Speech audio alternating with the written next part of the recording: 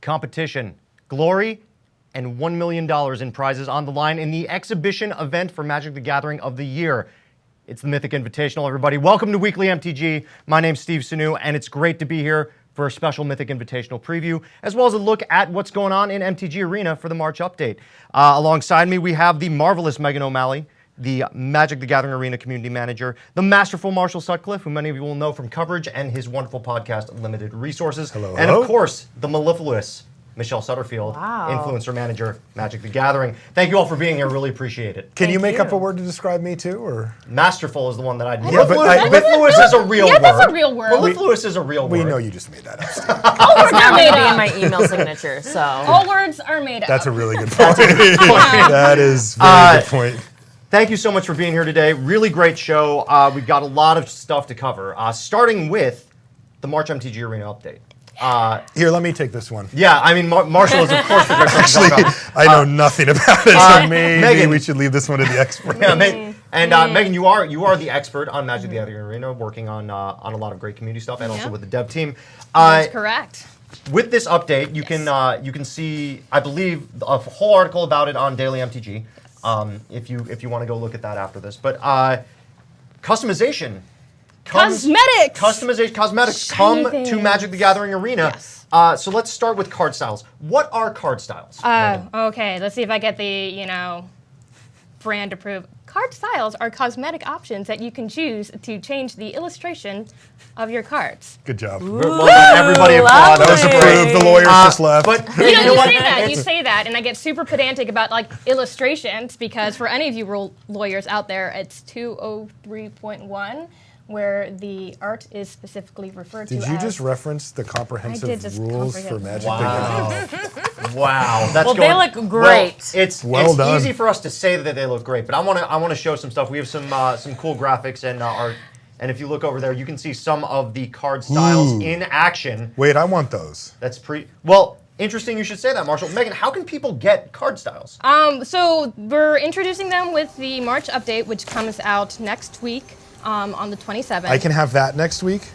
You could. I want that thing that's on the That screen. one I don't know if we can get you that exact one. I want that one. That one. All right. I believe anyone. I believe that was Brian's account, so you can go ask him. Okay, I after. know where to go. You know right where to go. But yes, they will be available next week with the March update. There is going to be a variety of ways you can get them. Most obvious answer would be for purchasing through the store. However, we are also offering them through Play, specifically for new players as part of the revamped new player experience. You're going to be able to get some. We're going to be holding a special weekend event where you can get some. Spoiler alert: we're going to have some changes for the April ranked seasonal reward. So you're going to be able to get them through Play. Right. And also, there's going to be some promotional stuff that we're doing about that thing that's also happening, a few days after. Yeah, so whatever. We'll get to that. We'll get to that. Yeah, so there's going to be a variety of ways that you can get them. So that You know what else about these card styles is we had 10, having 10 being previewed today. A lot of our streamers right now have been previewing them, and the MTG Arena Twitter account has been retweeting those. So if you want to see how some of these card styles are going to be looking in the game, I would check out our Twitter account and check them out. Yeah, that was actually, it was a fun takeaway because when we did the State of the Beta, we used Sulphur Falls because we had a list. And then some of the initial reaction was like, oh man, I hope they do these for something other than land cards. And I'm just like, right. It's actually just not land cards. There's going to be creatures, sorceries, instants across all of the currently available sets, all magic rarities, cards, basically. all magic cards are cards. going Magic to have these card styles. Two things that I want to make sure that I call out specifically.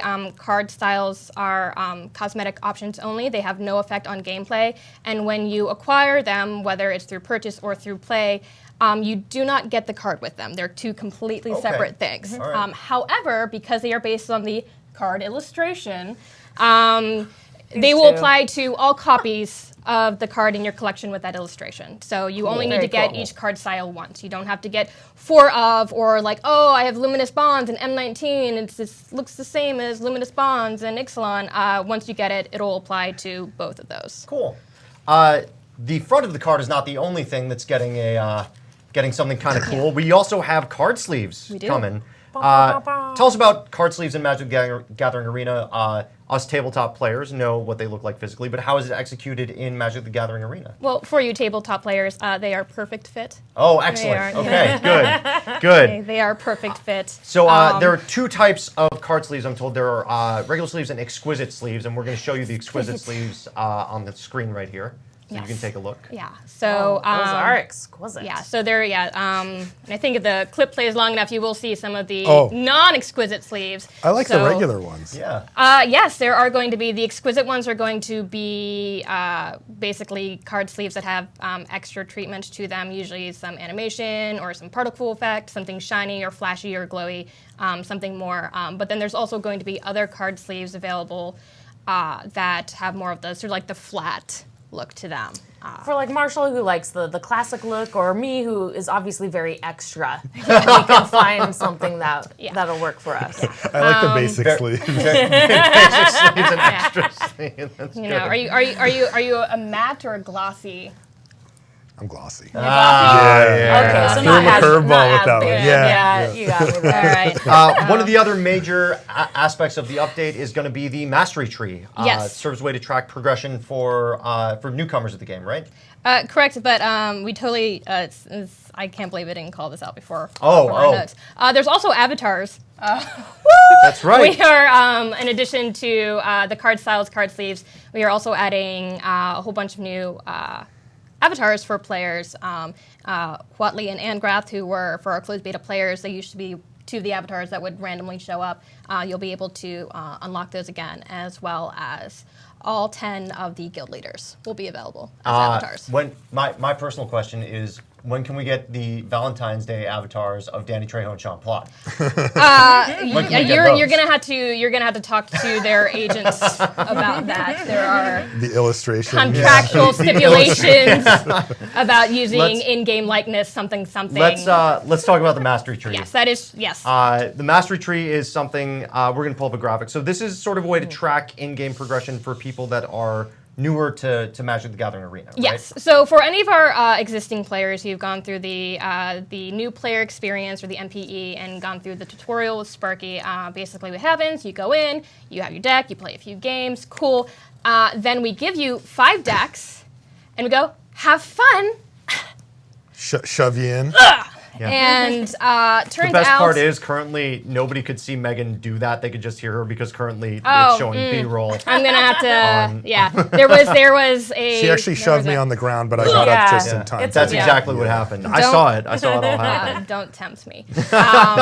So it turns out that for players who are unfamiliar with Magic, that is probably not the best learning experience. So we've greatly expanded onto that sort of onboarding experience. Now you'll get the 5 decks, and there's the mastery tree, which we were showing off in the footage there, which allows you to sort of progress down a different branch depending on the color, and this helps players get more gradually feel for like how does each type of the color pie, like, hey, green is where you're going to have the mana acceleration and your big stumpy creatures. Blue is where you're going to get your control spells. White, they're smaller, but you have the evade. Yeah, and in each way you go down, you're going to unlock upgrades for your deck. So it introduces you both to the play styles typically associated with each color, but also more gradually introduces you to the concept of upgrading your deck and adding new cards to your deck. And at the end of each of the masteries is when you would be able to unlock one of those aforementioned card styles. So then you were like, oh, hey, and look, there's also cosmetics. And the second part of that is also going to be a sort of like the leveling system where there's going to be additional rewards that you can unlock. You now have full autonomy. It's just like, hey, I really like white and I really like green. And that's how you'll, by completing both of those mastery trees, that's how you get the I was going to say Celeste. Yeah, that is correct. The allied colored decks by completing each corresponding. And then once you've completed all, you'll get the enemy colored decks. Cool. And much more gradually, just like, here's how cosmetics works, here's how wild cards work. Love seeing that organization in a roadmap, right? Yeah. It's a good way to actually see how you're progressing and really gives you an at a glance. I love the. Can we pull up the Master Tree graphic again? The cool thing. Yeah, I love this design. It's really Yes. cool. Yeah. How tall will my mastery tree be if I'm already a Stone Cold Master? If you're already a Stone Cold Master, you're not going to have to prove it again. But I want to see the tree that proves validates. I will get you a GIF. Okay, I'm in. Get you a I'll GIF take it. or an I'm in. image. Thank you. But that does bring up for our currently our master players or our players who've been playing for a while. You're not going to have to go back and redo the tutorial or the onboarding experience again.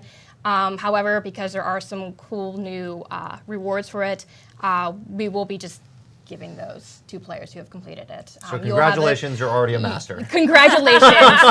So if you're looking and you're just like, oh, I want that, that cool card sleeve, which we actually haven't shown off yet. It will be part, and we'll just there'll be an email with a code for anybody. Awesome. So we've got all that. We've got the ability to run matches versus Sparky, which is cool. And you mentioned that there's a special event too. That event is Treasure Constructed, taking place on March 29 for no entry fee. Correct. What can players earn during that event? So it's constructed. First, I want to explain what constructed treasure is, because it's one of our fun specialty events. It is a constructed event, so you bring a deck that you have built, and it's to 5 wins or 2 losses. And at the beginning of your upkeep, you get a treasure token, which you can then sacrifice for one of any color of mana. Or you can hoard it. Or you can hoard it. like the true dragon that you are. You be you. If you just want to sit on your pile of treasure tokens, have at it. Always. And we're going to have 2 card styles that you can unlock. I believe it is Skewer the Critics and Chemist Insight. Nice. Chemister's Insight. Chemister's Love it. Insight, yes. So very cool. That's to awesome. confirm, yeah. So And all of that is taking place on March 27, right? the update is hitting on March 27th, which is Wednesday, which is a day earlier than usually. We typically do our updates on Thursday. Wonder why we're not doing it on Thursday. I'll tell you why we're not doing it on Thursday. Next Thursday is the start of the Mythic Invitational at PAX East. Yes. This is an event that a lot of us have been waiting for a long time.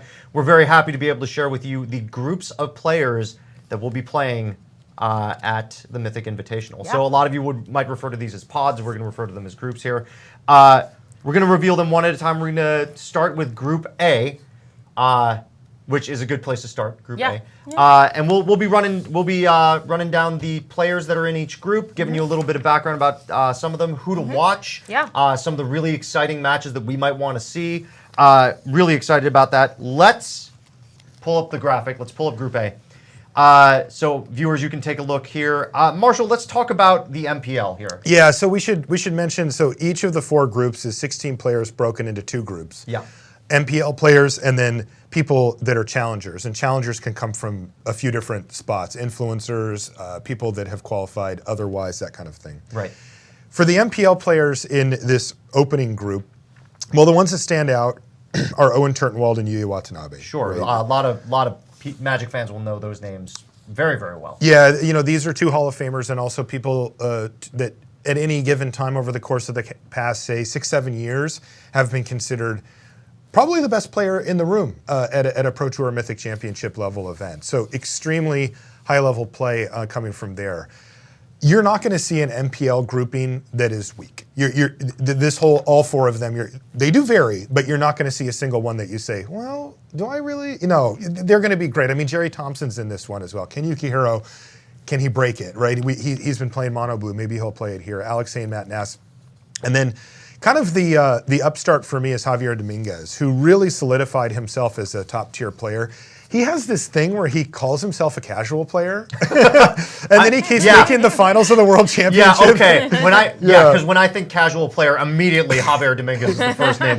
I'm like, Javier, I'm not buying it, dude. Like, you're just really good at this. So he's definitely somebody, kind of in the more dark horse realm, right? He isn't on the level of the other guys. He isn't in the Hall of Fame or anything like that quite yet. But he's somebody that you should certainly have your eye on. But again, the headliners are Owen and Yuya. Awesome. Michelle, influencers, these are people that you've worked with a lot for a lot of different events. These are people that are beloved by the Magic community, that are titans in their field of streaming and coming from maybe even some other games. Absolutely. Talk about this field in Group A. In Group A, we have some great Magic favorites. We have Wyatt, Andrew, Jessica, Jamie Topples, MTG New Girl. These people that have already been proving themselves in our community for quite some time. They are household names in, Magic homes, right? But we're also seeing this great new person for us in our community, Tice. He is extremely competitive. He is championship for other CCGs on the market, and I am so excited to see him break out here on our stage for the Mythic Invitational. He's been playing a lot of Magic behind the scenes, not necessarily on stream. So I think that we're going to be seeing a lot of surprises from him. And he also let me know that he's interested in not only just playing competitively on MTG Arena, but paper itself. So we may be able to see more of him in the future on that front. Did we get him? Is he hooked? He is loving it. And so I'm very excited to see where this goes. But of course, we need to talk about Autumn. Of course. Autumn Lily was the name you saw on that. That's their streamer name, better known as Autumn Burchett. Yes. The winner of Mythic Championship 1. In my opinion, Marshall, you please feel free to disagree. I hope you don't, but one of the best top 8s I've ever seen. Yeah, it was great, and especially the win, right? Yes. The true emotion that we got to see on Autumn's face is something that I always want to see from the person who ends up winning the Mythic Championship or the Pro Tour, and it's so often that the priority is something like de-sideboarding and shaking a hand and then walking off. Now, you will see that emotion later when they get to meet up with their friends and that kind of thing, but this happened on camera in the moment, and at least for me, it was one of the most sincere emotional moments in the Pro Tour or Mythic Championships that I've covered, and I'll never forget it. I love that you brought that up because you were there. I was watching from my living room at home, and that emotion that Autumn had, I feel like I experienced that myself. And, I was instantly in chat, I was instantly on Twitter reading everyone's reactions, and I feel like across the board, Autumn's emotions resonated with so many people. Yeah. And I came right through the camera. It did. Yeah. We were all there with them, Yeah. And it was just a beautiful and exciting moment, and of course, an amazing win. Yeah. And really impressive. Yeah. Yes, very impressive. And so I am just so excited to see what they're going to bring to the Mythic Invitational. It was funny because I was kind of working out for myself. Well, who are the players that are going to be here? Who's there? And I had written up some notes, and I remember going back to Autumn's notes and being like, also won Mythic. Just a little footnote in there as well. Not a huge deal. But on top of that, the Challenger column also has a couple of MTG Arena qualifiers, including Megan, a name that will be pretty familiar to Magic players. It's who is that? Is that Andre Strosky? Yeah, yeah. Andre's a big name, of course. Out at the professional level. I'm not surprised to see him in here. Yeah, that was it was really when it came down to looking at the top 8 challengers. It was honestly a lot of fun because we ended up with such a variety because there's some names just like, oh wait, is that? Oh hey, Andre being one of them. I'm looking at a few others. We'll talk in the other groups. Zachary and a few others. It's just like where have I? Oh yeah, so I'm seeing some of the either former Pro Tour top 8 players or the platinum level.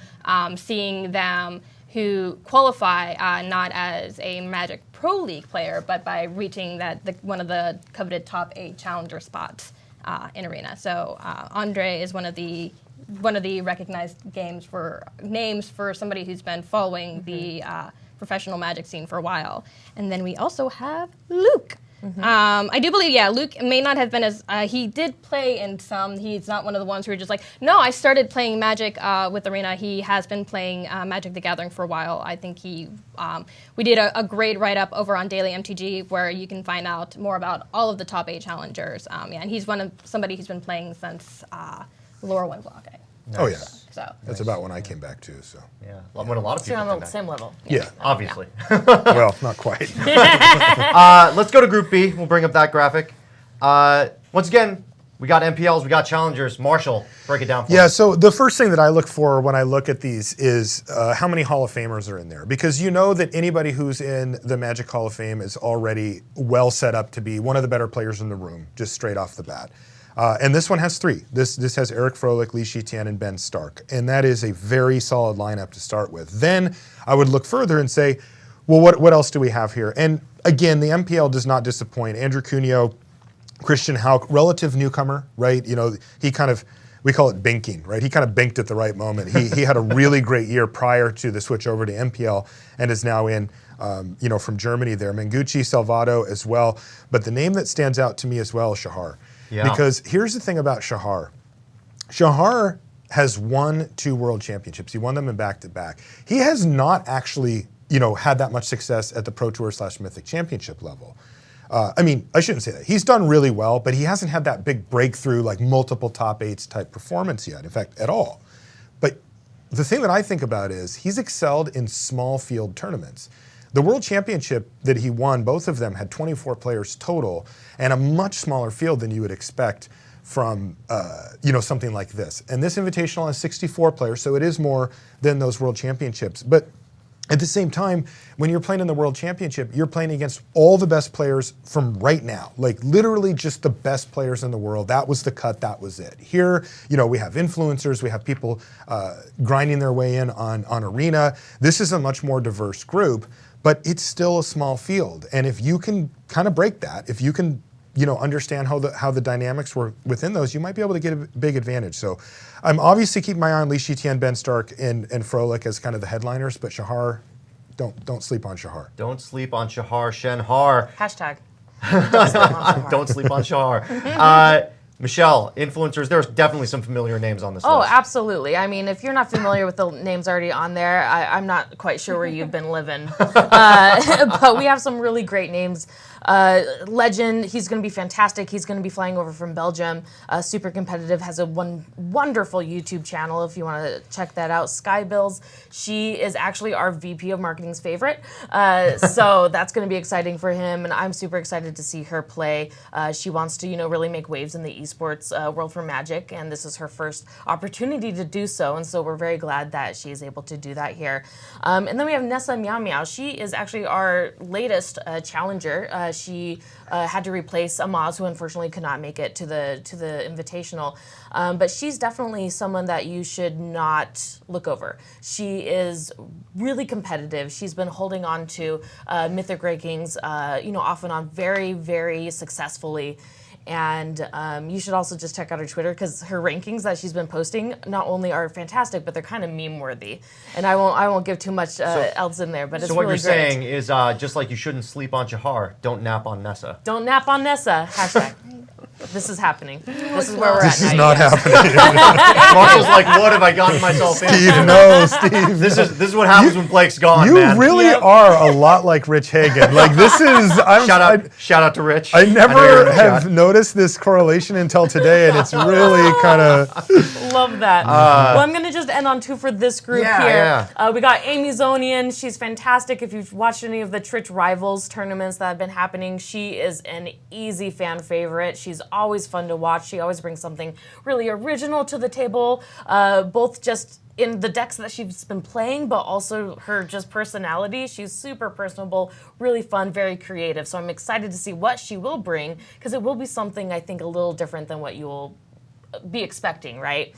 And then we've got Caleb. Caleb D. is amazing. Yeah. Caleb is not only just skilled, he is so skilled, but he is also one of the most popular members in our community right now, and he has an amazing stream that he does daily and an amazing fan base that watches him, and we are so excited to have him be involved in this Invitational, and I'm personally excited to finally meet the guy. So Yeah, for sure.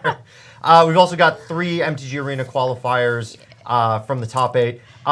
Megan, it was like, to give people an idea, how tough was it to make it to this top 8? It was tough. Yeah, really difficult. It was really tough. I've looked in, and some of these players, especially for those like who ended up in like number 1 or number 2, we're talking like thousands of games played. Like it's just like in order to get there and to maintain your position, because it's a leaderboard. It's a live ranking system. So as you're playing against your opponent, the people around you could also be playing. So it was very dynamic, and you need to it was a challenge. Yeah. And so to qualify by hitting one of those top 8 spots really is an accomplishment. It really is an achievement. They really did. Yeah, I mean, we're talking like thousands of players in Mythic ranked, period. And then you're talking like as you hit that top 1,000, and you start seeing you're no longer in a percentage. You start seeing your actual placement. And as you go up and up and up, as a ranking system or a leaderboard system should, it just gets tougher and tougher, because you're being matched against players who are like at or above your skill level, and you really need to play at your best. I mean, it's clear that top 8 was really, really stacked. I mean, there are people that we recognize from the Magic the Gathering competitive community, from the Pro Tour circuit, the Mythic Championship circuit. Let's go on to. We're gonna skip Group C for now. We're gonna leave you all wanting. Yeah. So for a second, we're gonna move to Group D really quickly. Let's move to Group D. Group D, Marshall, MPL. So there are no weak groups, as we've mentioned, but this is probably the weakest if you had to rank them. Martin Yuza is the only Hall of Famer in this MPL group. Also some, I don't know, calling them newcomers isn't correct, but relative newcomers to some of these players like Jean-Emmanuel Duprat and Lucas Bertu. Now, Lucas, I mean, he won a Pro Tour. Let's not take anything away here. That's a huge achievement. It is indeed. But, Gregor Kowalski, these guys are kind of, they're just like, they're not at the Marcio Carvalho, Brad Nelson, Martin Yuza level of career at this point. I'm sure they're every bit as good of a player. But, I'm looking at Brad Nelson here, and I'm saying, all right, so you're telling me that we're going to be playing Standard, which is his forte, and also that we're going to be throwing them a curveball with the duo Standard format and double elimination, and there's just a lot of problems to solve. And I would want Brad to be one of the people advising me in that situation. And, when you look at it from that perspective, Brad, he's a grinder. I mean, we used to just call him that, So Brad's the type of player that is going to put in the time.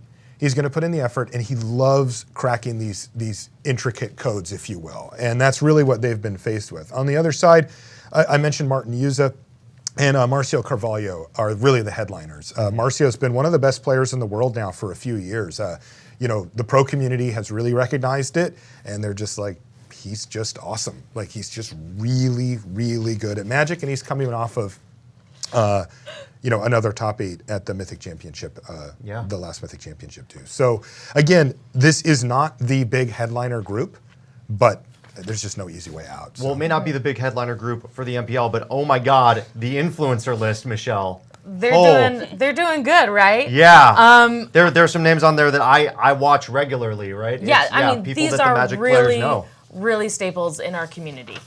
These are the household names, right? We've got, it's listed as Nummy, but it's Kenji, of course. Gabby Sparts, I'm sure you can even talk, you work with her constantly, right? Oh, yeah. You've been in the booth with Gabby to commentate. Oh, yeah, and for a long time, yeah. And we are so excited that she will be competing on the Mythic Invitational stage. We also have Thundermo and Asian Avenger. These are newcomers with Arena, per se. They have been streaming, Magic before then, but MTG Arena really pushed them to another level. Yeah, for sure. And so that's super exciting to see that and to recognize that and celebrate those accomplishments with them being involved in the Mythic Invitational. Well, you want to talk about an accomplishment. You were telling me before the stream about anime. Yeah. Oh my God. Apparently has stayed at ranked Mythic level for like a really long time now. For a very long time. I don't know the exact date, but every time I check in on her, she is doing quite well. She has ranked level, stayed there. Pretty much since we created Mythic ranking. I was gonna say. I think that was.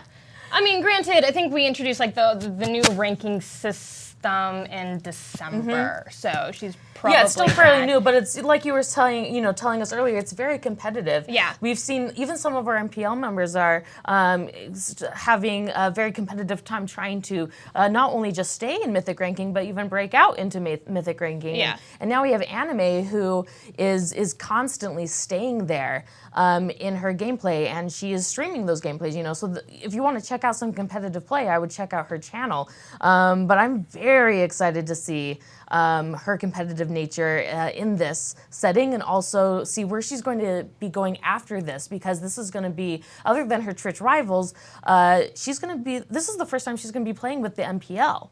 And so I'm sure, yes, level. Yeah. exactly. It's a whole nother level. Good luck, Anime. It's a whole nother level for a lot of these folks. Absolutely, Yeah. but that's what I'm saying is, like, yes, she's very competitive, and I'm excited to see where she's going to go here at this tournament. But having that experience playing with the top pro players of Magic is going to be such an amazing learning experience for her. For sure. One that she will learn very quickly, and so expect to see her in our competitive scene a lot moving forward. And that's interesting too, because looking at the other influencers that you mentioned before, Kenji and Gabby, right? I think that this is where they really have a leg up as far as being an influencer goes, right? Yeah. Because both of them are competitive players who've played in multiple, at least GPs. Kenji's played in a Pro Tour before. Both of them take the game very seriously, but on top of that, they're immersed in the competitive Magic culture in a way that's hard to get into unless you do it for a living. Like, they both have been in the booth multiple times, and like especially in Gabby's case, I do her job too, right? We're the same seat when we're in the booth, and you cannot commentate to the level that she commentates without knowing what you're doing. Absolutely, you just can't.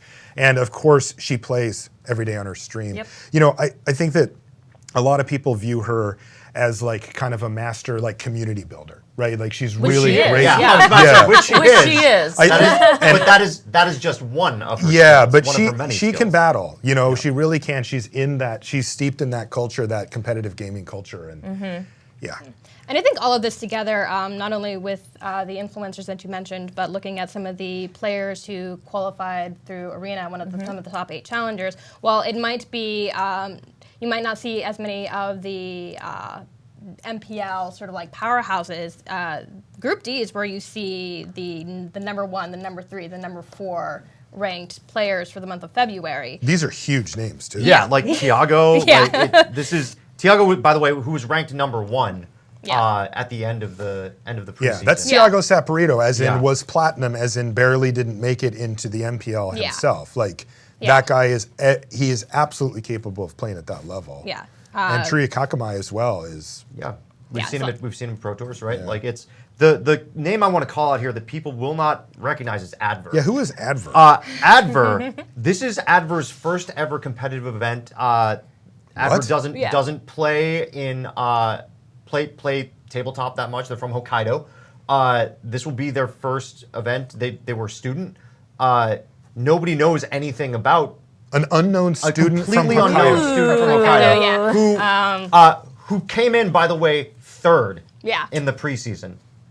So. 3rd. Talk about wild cards. Like, seriously. Yeah, so that's what, for me, makes Group D the most exciting, because, like, in addition to the MPL players, we have some of our most well-known most beloved content creators and influencers from, like, from your side of things, and then on the Arena side of things, it's like, no, these are like these are 3 out of the 4 top ranked players in Mythic. So I think plus this wild card that literally no exactly, one is going to it's know just what's like, going to happen, right? And it's just like, that's the magic of Arena. I really didn't want to say that, but I'm just like, nope. I did a wild card one earlier. It's fine. Just run with it. But yeah, the opportunities for players who are from Hokkaido or from other places in the world who might not have the same access to Magic Fest or this, the competitive level of Magic.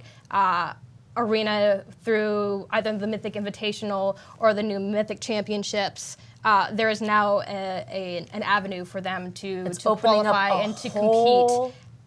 Group of players, right? That may not have, whether because of distance or, life, might not have been able to do it, the ability to travel.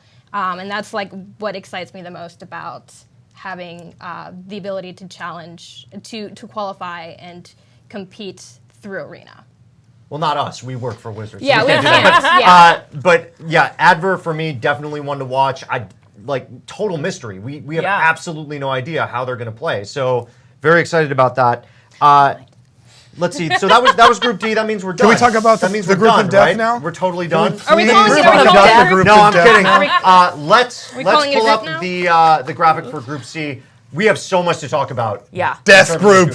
Oh my this gosh. is incredible. Group of death. So I'm only going to tell you about the MPL, but as you'll find out soon, some of the best players in this group are actually in the Challenger side. Yeah. somehow. Which you can talk as well with me about. Yeah, I will. So here's the thing. The first thing is this group has 6 Hall of Famers. in it. 6. Like the group we just covered had 1. This one has 6. 6 Hall of And Famers. of the consensus 5 best players ever to play Magic, there are 3 competing in this event.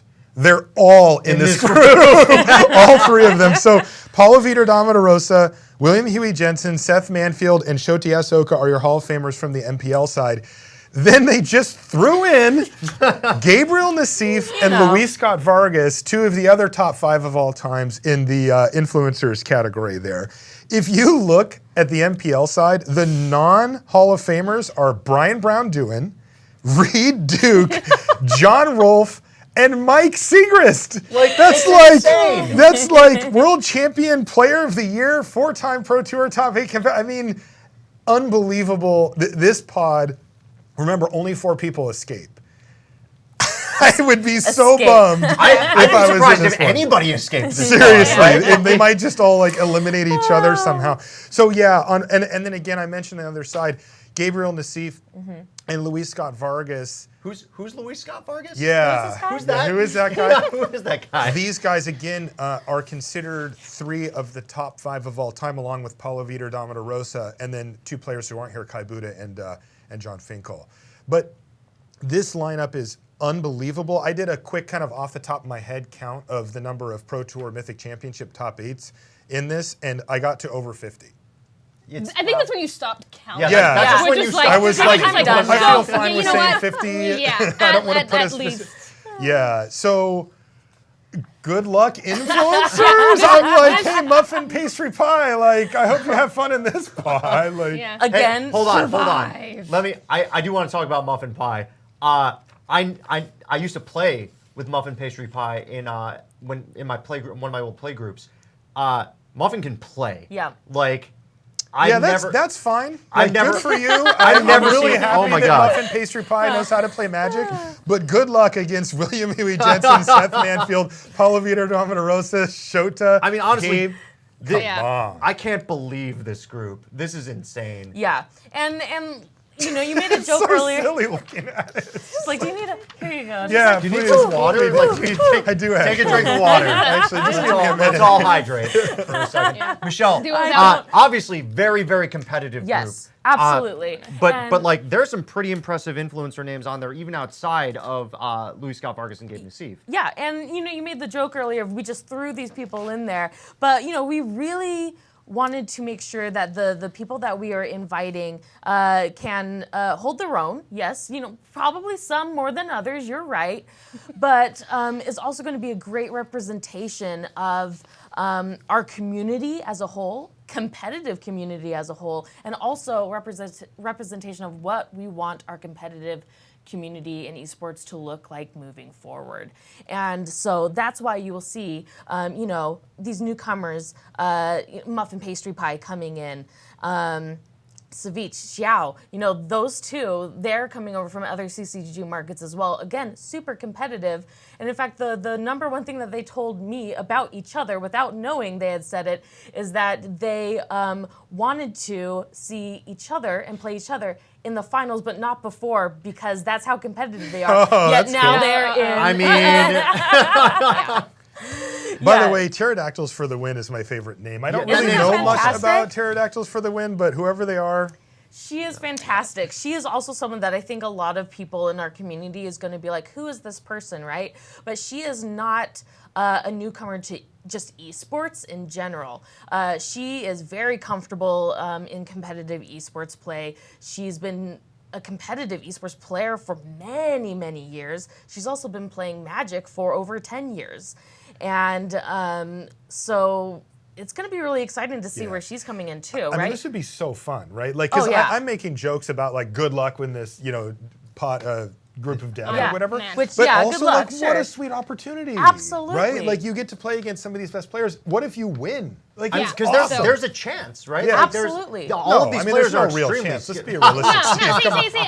It's like if Group D is where we have some of the wild cards in it. Like this one is like Group C is where like I am like I'm like I am rooting for Pterodactyl. For some I am serious rooting for underdog action. I want to see like the upsets just because it's just like not only is it just fun to watch, let's be real, but it's just like and like I said earlier when we were talking about this group representing not only the now but the future, we are fully expecting, maybe not the best is going to be seen at this moment, but we expect so much from them moving forward because of their experience in this invitational. And we shouldn't overlook that, right? You need to start somewhere. You need to start having those experiences somewhere. And so we're giving them that opportunity here to do that. Sick opportunity. I would have been so stoked to get that email and be like, I'm in the pod with who? That email I would not be excited about. The one other name I wanted to mention, by the way, is Cedric Phillips. Yes. Oh, absolutely. So my fellow excited. play-by-play commentator.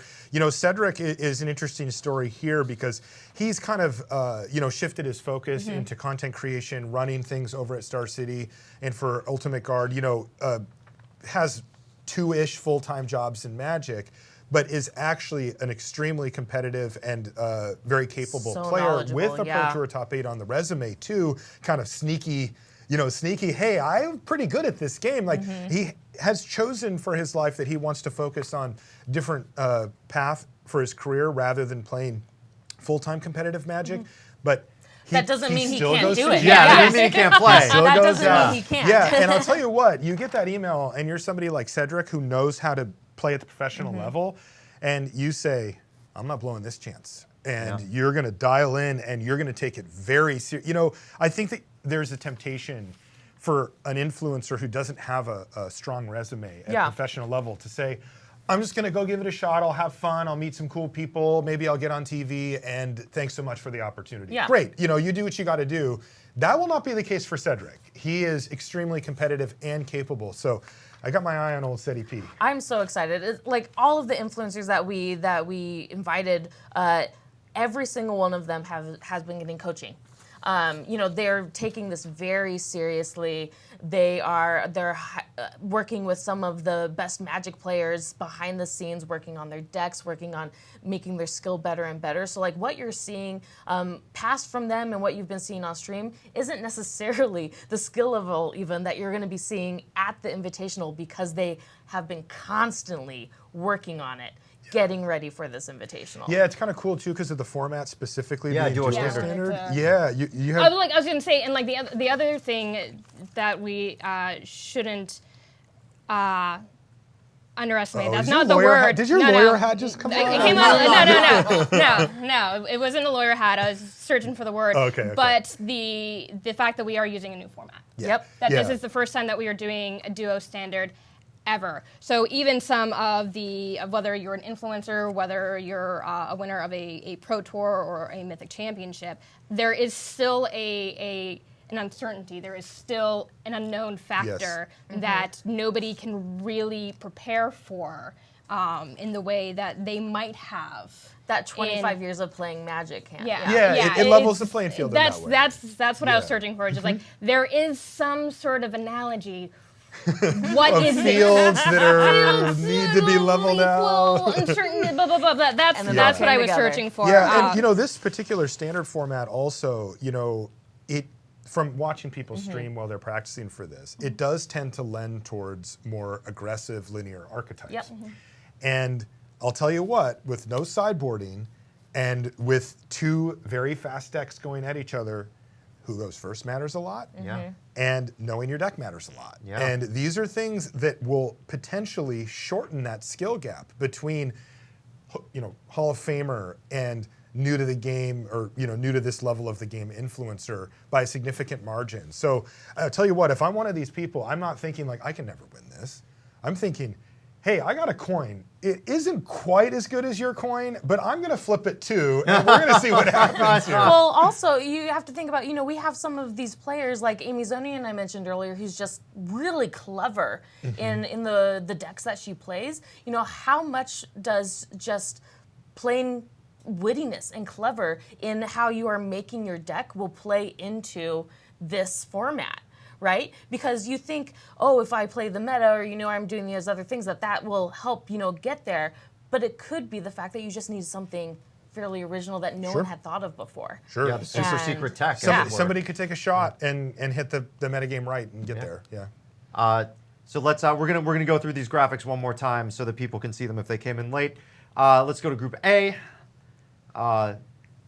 Every time I see it, I'm just like, oh yeah, this is gonna be crazy. Yep.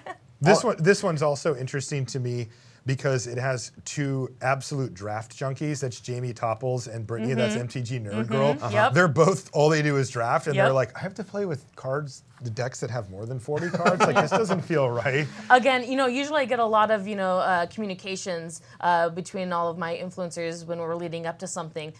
Topples, she's been giving me a little bit, but not much, and that means that she's probably just been grinding and going crazy right now. And so I'm not nervous. I'm actually excited because of that factor, because she is, head down, working hard towards this invitational. Let's move on to Group B. Take a look. There you have Group B. And then we'll show you. Am I going to have, Nessa Meow Meow? Yep. Okay. Her name's Vanessa, but yeah. And she likes cats or something. Okay, I get it. I do too. I'm on board. Marshall Meow Meow's my name. Yeah, Marshall Meow Meow. Let's go ahead and check out Group C. We'll do it in order this time. The death group, as it were. Marshall just died, so. Marshall's dead on the floor. This is insane. And then we'll go ahead and move on to Group D. So those are your four groups, and brackets will be revealed later on, closer to the event. So let's go down the line. Michelle, who do you like? Who you hoping to see in the finals? That's a hard one because you're literally telling me to pick my favorite of my babies. I know. And I know it's that they're tough. probably like, don't call me a baby, but I'm sorry, you're my baby. But I'm so excited to see every single one of them. But I will tell you, Choose after your favorite child right now. I know, sorry. I'm sorry, but after watching Mythic Champion 1, I am just all Autumn. I am Knights of Autumn yeah. right now so hard. Marshall, who Luis you like? Scott Vargas, obviously. Obviously, Luis initials Scott Vargas. Yeah, luck, skill, victory, man. I mean, look, I'm not out on a limb here. He's in a select group of maybe 6 to 8 of the players that are in the uppermost tier from the group that we have here. I mean, just the, most experienced, most hardworking, not in his case, but in most of their cases, burn on Luis. And he's been one of my favorite players to watch since before I knew him. Now, of course, he's one of my best friends, and we do the podcast and stuff like that too. But I'm pulling for Luis. Megan, who do you like? LSV. I before long before I became a Wizards of the Coast employee, I've been a Magic fan for about a decade, and I too consider myself a limited player. So I have been listening and reading from 2 certain people, one of which I am literally sitting next to right now for a very long time. So part of me is definitely rooting for LSB, especially since he is now on his 9th top 8. 10th. He will snap correct anybody who doesn't give him that last one. Yeah. I'm sorry. But it's a bit of the always a bridesmaid where he has one. Yeah. So he won his first one. Yes. and then top 8'd 9 since and has yet to So win. there is part of me who is really, really rooting Wait, so for is him. he the underdog somehow now? No. He clearly can't So finish part on of me, Sunday. so Is that there's the no, narrative? What's happening here? The Magic the seriously, Gathering what- fan. What's happening here that you just referred to LSV as the underdog? Yeah. Like what? I what think he's weird in the world only are we in? position out of all four of us that can say Yeah, that. that's probably true. So the Magic the Gathering fan in me is just like, come on, LSV. I'm also like, I would love for Adver. I would love that underdog story. I'm kind of getting into this. Yeah. Yep. You know, he's just been a Magic fan. You know, playing at home. You know, I think in the daily MTG article, he's just like, I've played Commander with my friends. Oh god! And If he shows up and says, "Does anybody want to play Commander at Oh this my thing?" gosh, that'd be I'm awesome. rooting for that guy. Yeah, right? and so there's part of me just like I want to see that. I want that moment because it is just like such an. Yeah, that's great. It would be such like an awesome moment in Magic the Gathering history. Yeah. Regardless, For it's sure. an incredible achievement, and at a tournament of this level, to actually be the unknown. To Does be he one have of to the take only- school off to come to this thing? I don't Like, know. How do you Probably. study and I hope he gets credit. Can he, like, I guarantee what he did was way harder than any Yeah, class. for sure. But like, seriously, you want to talk about a complete surprise? Nobody knows who this person is. Nobody's played against them. Nobody's Well, seen if you're in the Mythic, Okay, and you're in the Mythic, okay, sure. yeah, but you like, might have played against him in ladder. right. Yeah. But nobody knows. recognizing that Yeah. they're playing the same, player, Exactly. right? So Yeah. I'm with all of it. I think all of those are great choices. I'm looking forward to this event. Once again, it is at PAX East next week. Yep. And I know Michelle, you'll I'll be there. And Marshall, you going? I have a pre-prepared. Oh, statement. okay, okay, Yeah. This is his lawyer hat. Answer: I don't know, okay.